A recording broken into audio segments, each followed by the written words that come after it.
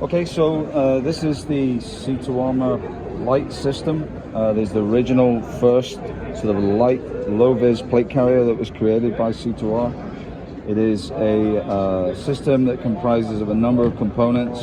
We have a rear plate bag, which has a component on the top, which was designed to house some sort of marking system, chem light, that sort of thing, whilst limiting the amount of light that's emitted. You can also attach a chem light on the back if you're operating in a sort of maritime environment.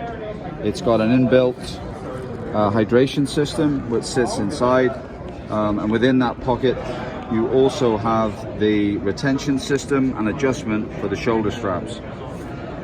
The system itself, if you're closing it up, you literally just put the flap over, and that closes that system.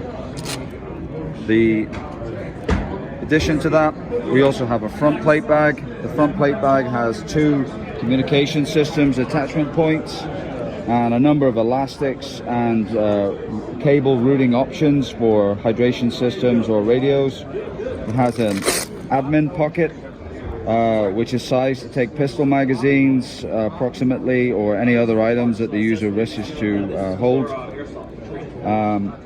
At the front of the vest, you then have two Velcro flaps, which are designed to hold the C2R radio system, which was in service with the CTSFOs at the time. They are the main user and the main driver of the product. You can see these two flaps. Obviously, this one is designed to make it easier for the user to locate the access point to the flap if they're using call sign patches or any sort of designation markings, police badges and so forth. This second flap here is so that the user can locate the pocket, which is used to retain a interchangeable loadout pocket, which at the time of its inception was a really innovative and novel product, and no one else was doing that on the market, and that was user driven.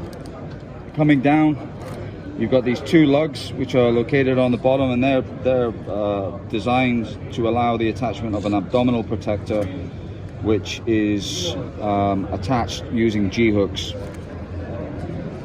The cummerbund itself, as you can see, it has Velcro on the inside. It's a Velcro closure system for retention for the user, and it uses a laminate, Cordura and Hypalon based material, which is what the CTSFOs prefer for the lower profile.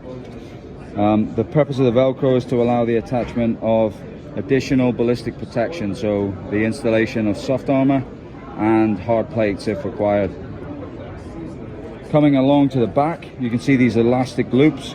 The purpose of these is purely for the attachment of tourniquet, and the tourniquet just gets stowed vertically in this pocket.